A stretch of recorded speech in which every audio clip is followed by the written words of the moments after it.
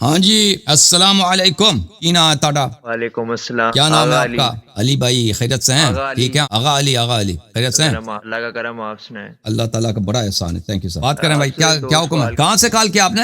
میں نے لاہور پاکستان لاہور سے. اوکے، زندہ باد، اللہ آپ کو جزائے خیر دے. کیا فرما رہے ہیں؟ میں نے آپ سے دو سوال کرنے تھے، ایک مسئلہ فدق کے اوپر اور دوسرا جمل کے اوپر، جنگ جمل کے اوپر. ہاں، جمل کے اوپر، جی جی پوچھ لیں. جس طرح شیعہ حضرات یہ بات پیش کرتے ہیں نا کہ ادھر ابو بکر عمر گھر گیا اور دروازے بطول پہ گیا اور اس کو جلایا اور گرایا، اور پھر مولا علی نے کچھ کہا بھی نہیں، یہ بھی بات مشہور ہے. اگر مولا علی اس وقت نبی کی بات کے اوپر انہوں نے کچھ نہیں کیا عمر کو، تو پھر جمل کے مقام کے اوپر عائشہ کے ساتھ کیوں جنگ کی تھی؟ عائشہ رضی اللہ عنہ کے ساتھ کیوں جنگ کی تھی؟ تو اس وقت لوگوں نے سب بیعت کیا تھا امیر المؤمنین علیہ السلام کے بعد نا، خلافت جب ان کی بنی تھی، عثمان کا جب قتل ہوا ہے نا، تو اس وقت لوگوں نے سب بیعت کیا تھا ان سے، سوائے بنو امیہ کے اور صحابہ کے کچھ جو صحابہ پارٹی لوگ تھے، جیسے عبداللہ ابن عمر ہیں، سعد ابن وقاص ہیں، معاویہ پارٹی اور عائشہ پارٹی اور عثمان پارٹی، اس کے علاوہ سب لوگوں نے بیعت کیا تھا امیر المؤمنین علیہ السلام سے کہ آپ ہمارے خلیفہ ہیں، ہم آپ کی اطاعت کریں گے اور آپ کے ہر حکم پہ آپ جو حکم دیں گے، اگر آپ جہاد کا حکم دیں تو جہاد کریں گے، اگر آپ جو بھی کہیں گے ہم آپ کے ساتھ ہیں. عثمان کے قتل کے بعد امیر المؤمنین علیہ السلام کے ساتھ لوگوں نے خود اپنے شوق سے، نہ کہ انہوں نے طلب کیا ہو، وہ خود آئے، ان سے بیعت کی. تو ان کے پاس اس زمانے میں حکومت ہے، ان کے پاس فوج ہے، لوگوں نے وعدہ دیا ہے. بیعت یعنی وعدہ ہوتا ہے، قسم کہا کہ وعدہ کرنا کہ ہم آپ کی سپورٹ کریں گے اور آپ کے حکم فرمان پہ ہم کسی بھی سے آپ جہاد کرنے کا حکم دیں ہم جہاد کریں گے، ٹھیک ہے نا. اور پھر عائشہ نے جب جمل میں بغاوت کی، وہاں پر ان لوگوں کے فوج آئی ہے، تو ان سے مقابلہ کے لیے ان کے پاس فوج ہے ہزاروں کی تعداد میں، لیکن نبی کریم صلی اللہ علیہ وسلم کے وفات کے بعد ان کے پاس کوئی نہیں ہے. ان کے پاس سوائے 4-5 آدمی کے باقی سب لوگوں نے ان کو اکیلا چھوڑ دیا تھا، اور لوگوں نے ابو بکر کا ساتھ دیا تھا. تو یہ وجہ ہے کہ اس وقت ان کے پاس فوج نہیں ہے. یعنی اگر فوج کی بھی ضرورت نہیں ہے، اگر ان کا اپنے خطبے، اگر میرے پاس 40 بھی آدمی ہوتے نا، تو میں مدینے میں حکومت چھین لیتا ابو بکر سے، لیکن اس وقت ان کے پاس بہت کوئی نہیں، ساتھی نہیں تھا. فاطمہ علیہ السلام جو ہے ان کے جب دروازے پہ جاتے ہیں عمر اور ان کا دروازہ گراتے ہیں اور جلاتے ہیں، تو حضرت علی نے کیوں نہیں ڈیفینڈ کیا اس معاملے کے اوپر؟ کیونکہ جب تک ان پر دروازہ گرایا ان کو زخمی کیا، تو اس پہ ڈیفینڈ کیوں نہیں کیا حضرت علی نے؟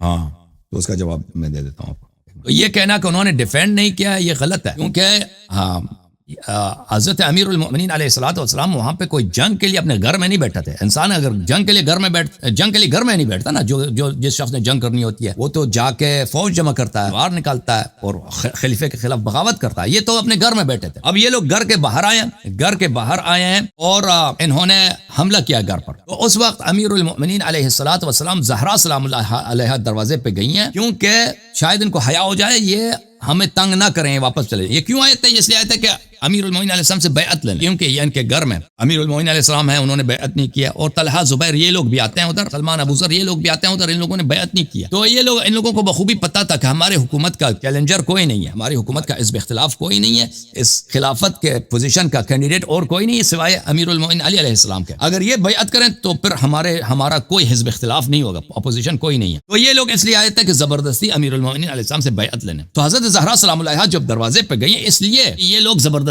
گھر میں داخل نہ ہو جائیں، حیا کریں، کیونکہ یہ نبی صلی اللہ علیہ وسلم کی اکلوتی بیٹی ہیں، اور نبی صلی اللہ علیہ وسلم ان کا بڑا عزت کرتے تھے، ان کا ہاتھ چومتے تھے اور فرماتے یہ سید نساء اہل جنہ ہے. اور ان لوگوں کو پتہ ہو کہ ہمیں جنگ کا ارادہ نہیں ہے. اب اگر کوئی خاتون آتی ہے دروازے پر، اس کا مطلب یہی ہے ہمارا آپ کی حکومت سے جنگ کا ارادہ نہیں ہے، آپ لوگ چلے جائیں، اپنے کام سے کام رکھیں، ہمیں تنگ نہ کریں. تو اس پر ان لوگوں نے حملہ کیا، دروازے کو جلایا ہے اور دھکا دیا ہے، اور بی بی سلام اللہ علیہا زخمی ہو گئی. تو اس وقت یہ کہنا کہ امیر المؤمنین علیہ الصلوۃ والسلام نے وہاں پہ ڈیفینڈ نہیں کیا، تو آپ کی یہ بات غلط ہے. میں آپ کو کچھ روایات دکھا دیتا ہوں کہ یہ کہنا کہ ڈیفینڈ نہیں کیا، یہ بالکل غلط بات ہے.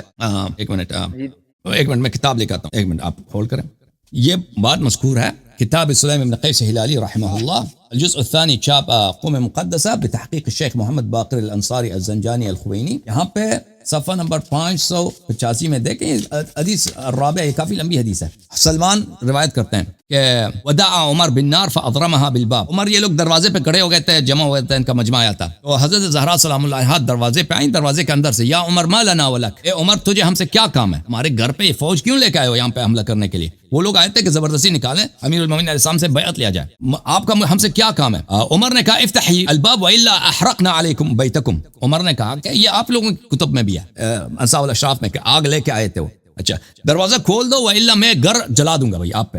فقالت یا عمر اما تتق اللہ تدخل علی بیتی، بی بی سلام اللہ علیہ نے کہا اے عمر تو اللہ سے نہیں ڈرتا، تم میرے گھر میں زبردستی داخل ہونے کی دھمکی دے رہے ہو.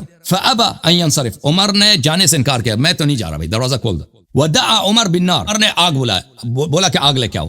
فاضرمها في الباب، دروازے کو آگ لگا دی. ثم دفعه فدخل فاستقبلته فاطمة علیہ السلام، دروازے کو آگ لگا دی، دروازے کو دھکا دیا ہے تو حضرت زہرا سلام اللہ علیہ سامنے تھی. وصاحت یا ابتا یا رسول اللہ، حضرت زہرا سلام اللہ علیہ نے بابا کو پکارا، اے میرے والد گرامی یا رسول اللہ. فرفع عمر السيف وهو في غمده فوجع به جنبها فصرخت، عمر نے تلوار کا جو نیام ہوتا ہے، کور ہوتا ہے، وہ سخت ہوتا ہے، لکڑ کا ہوتا ہے یا مثلا لوہے کا ہوتا ہوگا، اس سے بی بی سلام اللہ علیہ کے پہلو پہ مارا. تو بی بی سلام اللہ علیہ نے درد سے چیخ پکارا یا ابتا، اے میرے والد. فرفع الصوت فضرب بها ذراعها، پھر عمر نے مارا ان کے بازو پر، تو ان کے ہاتھ پہ بازو پہ مارا. بی بی سلام اللہ علیہ نے پھر پکارا یا رسول اللہ لبئس ما خلفك ابو بکر و عمر، ابو بکر و عمر نے آپ کے بعد بہت ہی ہم سے برا رویہ کیا. فوثب علی علیہ الصلوۃ والسلام، علی علیہ امیر المؤمنین علیہ الصلوۃ والسلام اچھل پڑے. فاخذ بتلابیبه ثم نطره، عمر کے گریبان سے پکڑا، تلابیب یعنی گریبان، اس کو بلند کیا ہے،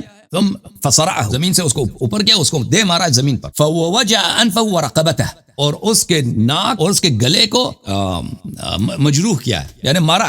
فذكر قول رسول اللہ وهم بقتله، فذكر قول رسول اللہ صلی اللہ علیہ وآلہ وسلم وما اوصاه به، رسول وہ عمر کو قتل کرتے، عمر کو وہیں پہ قتل کرتے، لیکن ان کو یاد تھا پیغمبر صلی اللہ علیہ وآلہ وسلم کا وصیت، میرے بعد جو ہے آپ نے تلوار نہیں اٹھانا، کسی کو قتل نہیں کرنا کیونکہ آپ کے ساتھی بہت کم ہیں. فقال والذي كرم محمدا بالنبوة صلى الله عليه وآله ابن سحاب لولا كتاب من الله سبق وأحد أحده إلي رسول الله صلى الله عليه وآله لعلمت أنك لا تدخل بيتي. فرمایا کہ اگر رسول پاک صلی اللہ علیہ وسلم کا وصیت نہ ہوتا، ان کا مجھ سے وعدہ انہوں نے مجھ سے لیا ہے، اگر یہ وعدہ نہ ہوتا تو تجھے پتا ہوتا کہ تو یہاں پہ زبردستی داخل نہیں ہو سکتا. تو پھر دوسری حدیث میں ہے کہ امیر المومنین علیہ السلام، اس وقت خالد ابن ولید بھی داخل ہوئے تھے، انفوز یہ کچھ لوگ داخل ہوئے تھے، تو امیر المومنین علیہ السلام نے کہا کہ یہاں سے بھاگ جاؤ، نکل جاؤ، کہ اگر میں نے تلوار اٹھایا تو میں اس امت کے آخری فرد کو بھی جہنم واصل کر دوں گا. تو پھر یہ لوگ بھاگ گئے، باہر چلے گئے، اور پھر عمر نے چیخنا چلانا شروع کر دیا. فارسل عمر یستغیث، عمر نے چیخنا چلانا شروع کیا کہ میں بہت بڑا خطرہ ہے جی، علی مجھے مارنے لگے، علی علیہ السلام مجھے قتل کرنے لگے، مجھ سے بڑی غلطی ہو گئی ہے، میں ان کے گھر گیا تھا، زہرا سلام اللہ کو بھیجوں کہ مجھے قتل کر دیں گے، مجھے بچا لو، مجھے بچا لو. تو پھر یہ لوگ بہت بڑی نفری لے کے آئے تھے. اس کے بعد